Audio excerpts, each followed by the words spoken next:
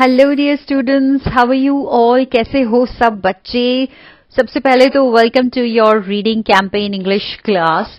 So in this class we are going to discuss activity sheet number 20 and this is for 9th February 2022. So today we are going to read and discuss and do different activities related to an interesting story, and the title of the story is The Hunter and the Pigeons. Shikari or Kabutar.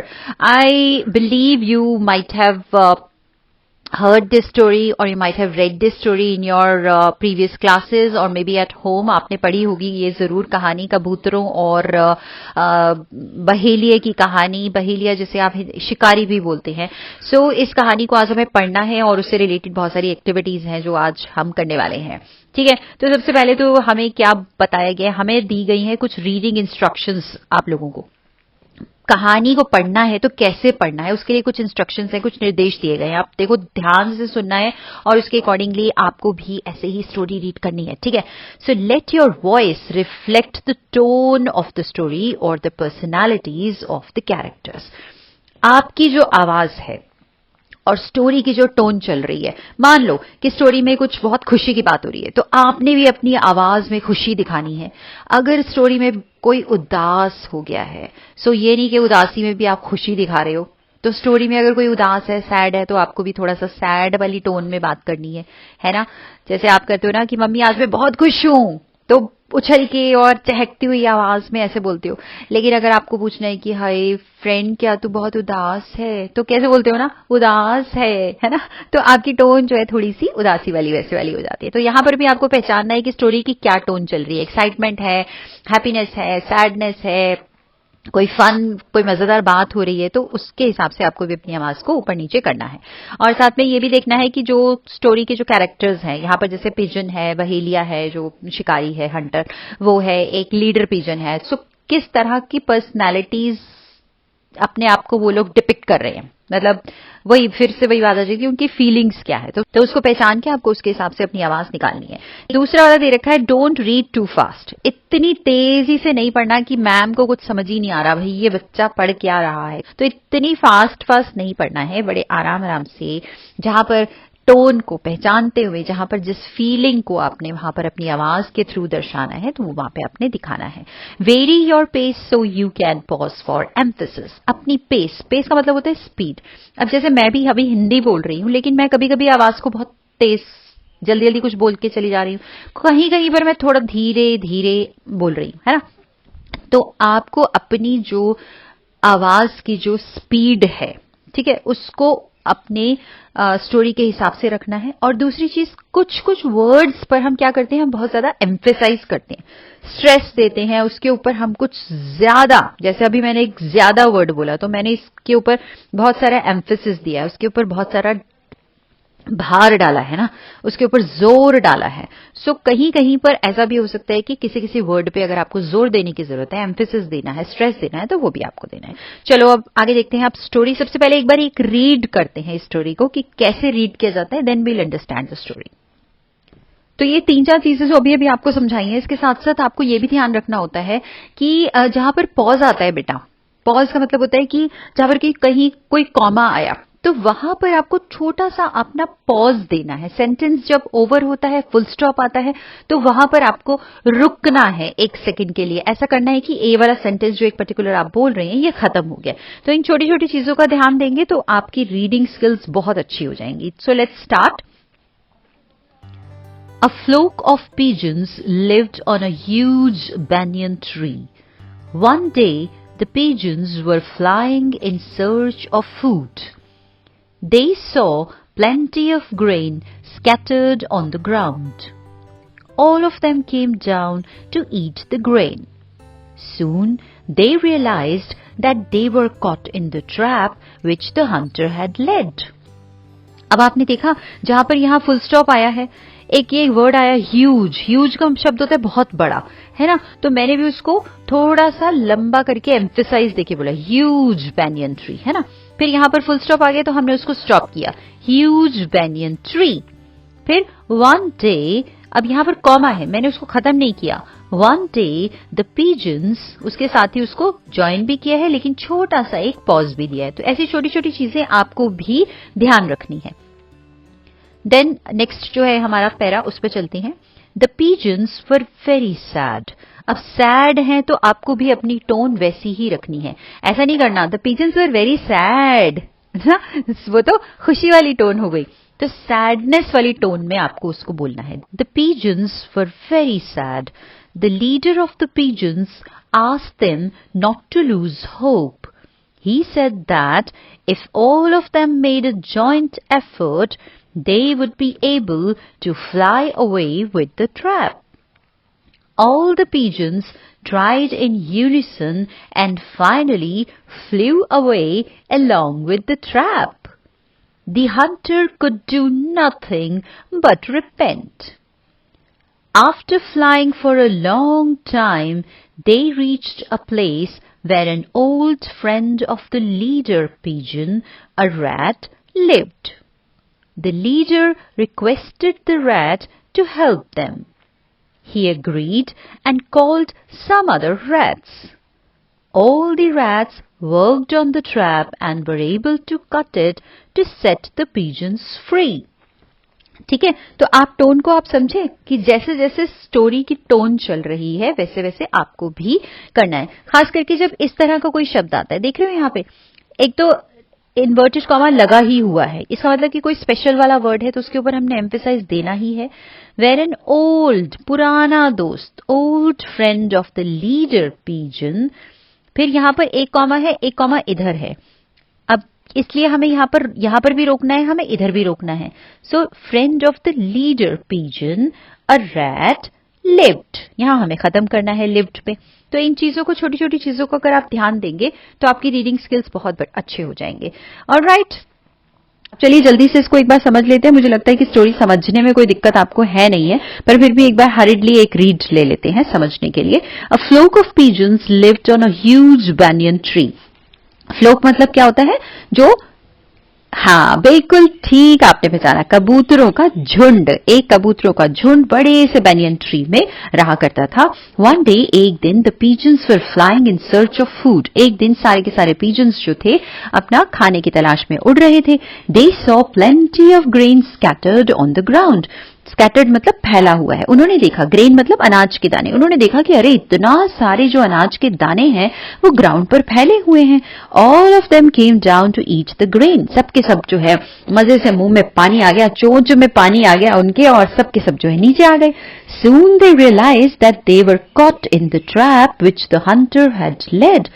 भाई जल्दी ही उन्हें realise हुआ कि ऊपर से तो चोंच से तो खा रहे हैं, लेकिन भैया जो उनके पैर हैं वो तो फंस गए हैं नीचे ट्रैप में, जाल में फंस गए हैं। और वो जाल किसने लगा रखा था? लेड मीन्स बिछाया हुआ था। किसने? शिकारी ने, हंटर ने वहां पर जाल बिछाया हुआ था। अब भाई वो सारे के सारे पिजन्स तो फंस गए। अब जब फंस गए तो पिजन्स वर वेरी सैड। अब सारे के सारे उदास हो गए। पहले तो मुंह में पानी आ गया, चोंच में पानी आ गया कि भैया अनाज गिरे वहां पे फैला हुआ है, चलो चलो पार्टी करेंगे, खाएंगे। लेकिन अब भाई बहुत उदास हो गए, फंस गए हैं, अब जाएंगे कैसे घर वापस? So the leader of the pigeons asked them, जो पिजन्स का जो लीडर था, जो नेता पिजन था, उसने उन्हें पूछा, कहा नॉट टू लूज होप, कि लीडर का क्या काम होता है कि दूसरे लोगों को कॉन्फिडेंस दिलाते हैं कि कोई बात नहीं, सब ठीक हो जाएगा। तो ऐसे ही उसने, जो लीडर पिजन था, दूसरे पिजन्स को बोला कि भाई अपनी आशा मत खो, हिम्मत बनाए रखो।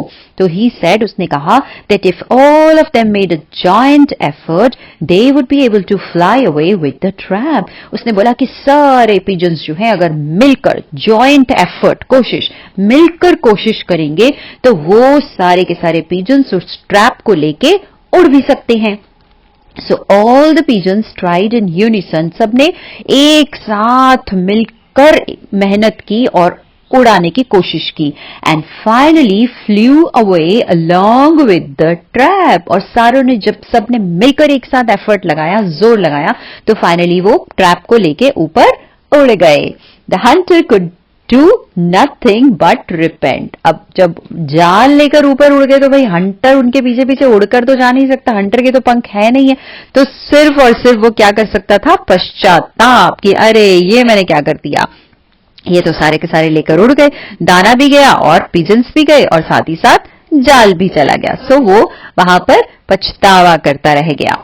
After flying for a long time, बड़े लंबे टाइम तक सारे जो पिजन्स थे उस जाल को लेके उड़ते रहे and finally they reached a place, एक ऐसी जगह पे पहुंचे where an old friend of the leader pigeon, a rat, lived, जहां पर लीडर पिजन का एक बहुत पुराना दोस्त था, उसका रैट फ्रेंड वो रहा करता था। The leader requested the rat to help them. So leader जो था उसने रिक्वेस्ट किया कि प्लीज हमारी मदद करो। He agreed.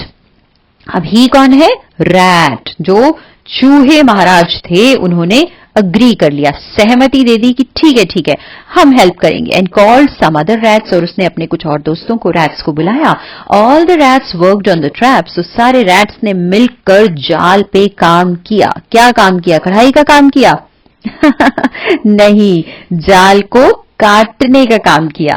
And were able to cut it to set the pigeons free, और फिर आखिर में मेहनत करके सारे जो रैट्स थे मिलकर उन्होंने मेहनत की और उस जाल को काट दिया और सारे के सारे पिजन्स जो थे वो फ्री हो गए, आजाद हो गए।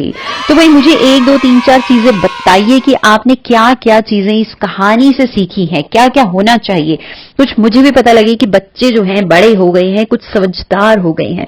सो मुझे बताइए कि क्या क्या आपने सीखा। ठीक है, इंग्लिश, हिंदी, हिंग्लिश सब चलेगा। मुझे बताइएगा लिखकर कि आपने इस कहानी में आपको, पर्टिकुलरली आपको, आपने दिमाग में इसको लेकर क्या सोचा और आपने क्या सीखा। ठीक है, कमेंट सेक्शन में भी लिख सकते हैं, अपने ग्रुप में भी शेयर कर सकते हैं। अब आ जाते हैं कि इससे रिलेटेड कुछ सजेस्टेड, सुझाव वाली एक्टिविटीज दे रखी कि आप क्या क्या कर सकते हो इस वर्कशीट के अंदर, इस एक्टिविटी शीट में कौन कौन सी एक्टिविटीज कर सकते हो। तो भाई सबसे पहले तो आपसे एक क्वेश्चन पूछा जा रहा है, how many characters are there in the story, name them. तो मैं तो बताने वाली नहीं हूं क्योंकि मुझे लग रहा है कि मेरे सारे बच्चे बहुत इंटेलिजेंट हैं और वो बड़े आसानी से बता देंगे। क्या क्या बताने वाले हो? देखो, एक तो पिजन्स थे, ठीक है, एक लीडर पिजन था, एक हमारा एक बहुत इंपॉर्टेंट कैरेक्टर था हंटर, है ना, शिकारी जिसने जाल बिछाया था, और चौथे जो हमारे छोटे छोटे महाराज थे जिन्होंने पूरा का पूरा जाल काट दिया था, वो कौन थे? बिल्कुल ठीक, वो थे हमारे लिटिल चूहे, रैट्स। ठीक है, सो ये सारे कैरेक्टर्स थे, इनके स्पेलिंग ऊपर दिए भी हुए हैं और आई होप कि आप सबको आते भी हैं। सो ये कैरेक्टर्स आपने सारे लिख देने, I am not giving you in writing. अगली वाली एक्टिविटी पर चलते हैं, read out the story to your younger siblings with proper voice modulation and expressions under parental guidance. आप चाहें तो मम्मी पापा को साथ बिठा लो, अपने भाई बहनों को बिठा लो और उनको ये वाली कहानी सुनाओ। जहां कोई वर्ड पता नहीं चल रहा है मुझसे पूछो, अपने जो मम्मी पापा हैं, दीदी भैया हैं, उनसे पूछो और अपने छोटे भाई बहनों को ये वाली स्टोरी अच्छे से सुनाओ। सुनाते सुनाते रिकॉर्ड कर लो, मुझे भी थोड़ी खुशी हो जाएगी कि बच्चों ने मेरे बड़ी मेहनत से ये स्टोरी जो है वो बोली है। ठीक है, सो इसकी एक वीडियो बनाइए, एक ऑडियो बनाइए और मुझे शेयर कीजिए। और कैसा लगा आपके छोटे भाई बहनों को इस स्टोरी को सुन के, वो भी मुझे जरूर बताना। ठीक है, उसके बाद में थर्ड वाला आ जाता है, fill in the blanks by choosing the right option. अब आपको यहाँ पे कुछ दो ऑप्शंस दे रखी है, इनको आपने पढ़ना है। स्टोरी आप समझ चुके हैं, इन दोनों ऑप्शंस में से करेक्ट वर्ड जो है आपको यूज करके यहाँ पर फिलअप में भर देना है। पहला वाला देखिए क्या है, ये पार्ट क्या है, the pigeons were flying to dash for food. एक वर्ड दिया हुआ है फाइंड, एक वर्ड दिया हुआ है लुक। फाइंड का मतलब होता है मिलना और लुक फॉर का मतलब होता है ढूंढना। तो वो लोग क्या कर रहे थे, ऊपर उड़ते हुए दाने को, अनाज के दानों को ढूंढ रहे थे। तो कौन सा करेक्ट वर्ड यहां पर आ जाएगा? लुक फॉर फूड, देखना। ठीक है, ढूंढना। ठीक है जी, उसके बाद में हमारा सेकेंड वाला जो है वो है, all the pigeons tried dash together one by one. सारे पिजन्स ने कोशिश की, किस चीज की कोशिश की थी? बिल्कुल ठीक, जाल को ऊपर उड़ा के ले जाने की कोशिश की। इकट्ठी कोशिश की थी, टुगेदर या वन बाय वन, एक एक करके जोर लगाया था या इकट्ठे मिलकर जोर लगा के ऊपर कोशिश की थी? बिल्कुल ठीक, together. So will write here together. ठीक है, उसके बाद में थर्ड आ जाता है, the trap was led by the dash farmer Hunter. Trap जो जाल था वो किसने बिछाया हुआ था? फार्मर ने, किसान ने या हंटर ने? बिल्कुल ठीक, हंटर। सो हम लिख देंगे यहां पे HUNTER, hunter. Alright, then the next one is, D part is, the hunter felt dash excited या सैड, बहुत उत्सुक था या बहुत उदास था। ऑब्वियसली उसका जाल चला गया, पंछी चले गए, उसका दाना वेस्ट हो गया, तो भाई बहुत उदास होगा वो। तो हम यहाँ पर लिखने वाले हैं सैड। सैड की स्पेलिंग जल्दी से बोलो, SAD। बिल्कुल ठीक। सैड की हिंदी क्या होती है? एब्सोल्युटली करेक्ट, उदास। अब लास्ट वाला जो है हमारा E फिलअप, वो देखो, all the rats started to dash eat cut the trap. सारे के सारे जो रैट्स थे उन्होंने क्या करना शुरू कर दिया? ट्रैप को खाना शुरू कर दिया या कट करना? ट्रैप को खा थोड़े ना जाएंगे, ट्रैप कोई टेस्टी चीज थोड़े ना है, चीज मिलेगा तो उसको खाएंगे। तो ट्रैप को उन्होंने क्या कर दिया? कट कर दिया। तो विल राइट हियर कट, कुतर गए थे, है ना, काट दिया उस पूरे ट्रैप को। ये हो गया कट। उसके बाद में आपका आ जाता है right 2 leadership qualities displayed by the leader pigeon of the story in the graphic organiser. मैंने ग्राफिक ऑर्गेनाइजर आपको बताया था कि चित्रों के माध्यम से, जो कि आपको यहां पर दिखाया हुआ है, चित्रों के माध्यम से हम दर्शाते हैं किसी कैरेक्टर को, अपनी फीलिंग्स को, कुछ भी, किसी के लिए भी ग्राफिक ऑर्गेनाइजर का यूज किया जाता है। तो अब यहां पर जो है ये आप देख रहे हैं बीच में पिजन लिखा हुआ है और यहां पर लिखा है फेयर। फेयर का मतलब है कि जो सबके साथ में न्यायप्रिय था, सबके साथ एक जैसा व्यवहार करता था। अब यहां पर जो हमारा जो लीडर पिजन है उसकी क्या और भी कोई क्वालिटीज हैं? एक एक इस बॉक्स में लिखनी है, एक इस बॉक्स में लिखनी है। तो मुझे बताइए जल्दी से और क्या क्या क्वालिटीज हैं। देखो, लीडर पिजन में था कि वो बहुत ज्यादा पॉजिटिव था, बहुत ज्यादा कॉन्फिडेंट था, बहुत ज्यादा काइंड भी था, बहुत ज्यादा इंटेलिजेंट भी था। तो कोई भी क्वालिटीज आपको जो यहां पर स्टोरी पढ़ने के बाद में आपको समझ में आ रही है लीडर के बारे में, तो वो आपको यहाँ पे मेंशन कर देनी है। अभी मैं फिलहाल लिख रही हूं यहाँ पे 2 क्वालिटीज, जैसे कि मुझे बहुत ज्यादा इंटेलिजेंट बहुत ज्यादा लगा और मुझे वो बहुत ज्यादा पॉजिटिव भी लगा, क्योंकि जब सारे पिजन्स बहुत उदास हो गए तो उसने कहा कि भाई डोंट लूज होप, आशा मत खो, है ना, कुछ ना कुछ सोल्यूशन ढूंढ लेंगे, निकल आएगा। सो बहुत ज्यादा पॉजिटिव था। ठीक है, तो हमने लिख दिया इंटेलिजेंट और पॉजिटिव। आपके माइंड में कोई और कैरेक्टरिस्टिक आती है तो वो भी, आप क्वालिटी आती है तो आप वो भी लिख सकते हैं इस ग्राफिक ऑर्गेनाइजर। अलग से बनाइएगा बहुत सुंदर सा और इसके अंदर तीनों क्वालिटीज लिख दीजिएगा। कोशिश कीजिएगा कि अगर यहां पर आप एक पिजन भी बना दें, एक सुंदर सा पिजन लीडर जो था, वो भी बहुत अच्छा लगेगा। उसके बाद हमारा जो लास्ट जो यहाँ पे सजेस्टेड एक्टिविटी है वो है a leader is one who Leeds और गिव्स द डायरेक्शन। लीडर कौन होता है? नेता कौन होता है? जो कि हमें लीड करता है कि किस डायरेक्शन में हमें जाना है, किस और हमें आगे बढ़ना है, वो आगे बढ़ के हमें दिशा दिखाता है, ठीक है, हमारा मार्गदर्शन करता है। The leader pigeon did just that. जो यहां पर जो हमारा लीडर पिजन है, जो नेता पिजन था, कबूतर था, उसने भी बिल्कुल ठीक वैसा ही किया। What did the leader pigeon ask the other pigeons to do? Write your answer in not more than 2 lines. So 2 लाइनों में, ज्यादा लाइनों में नहीं, 2 लाइनों में बताइए कि उसने दूसरे पिजन्स को क्या करने के लिए कहा। तो क्या करने के लिए कहा था? Leader pigeon asked them to, yes, fly with the, make joint effort and fly with the trap. बस वही हम यहां पर लिख देंगे और चाहे तो आप ऊपर की जो लाइन्स है उसमें से भी रेफरेंस ले सकते हैं। सो ये आंसर हो गया। The leader pigeon asked the other pigeons to make a, to के बाद ना हमेशा फर्स्ट फॉर्म आती है, तो मेड मत कर देना, ध्यान रखना, टू के बाद हमेशा फर्स्ट फॉर्म आएगी। टू क्या करने के लिए कहा? मेक अ जॉइंट एफर्ट, मिलकर कोशिश करो, and fly with the trap. ठीक है, एंड के बाद भी फ्लाई फर्स्ट फॉर्म ही आएगी क्योंकि टू के साथ ही दोनों वर्ब्स जो है वो कनेक्टेड हैं। ठीक है, ध्यान रखना, टू के बाद हमेशा कौन सी फॉर्म आती है?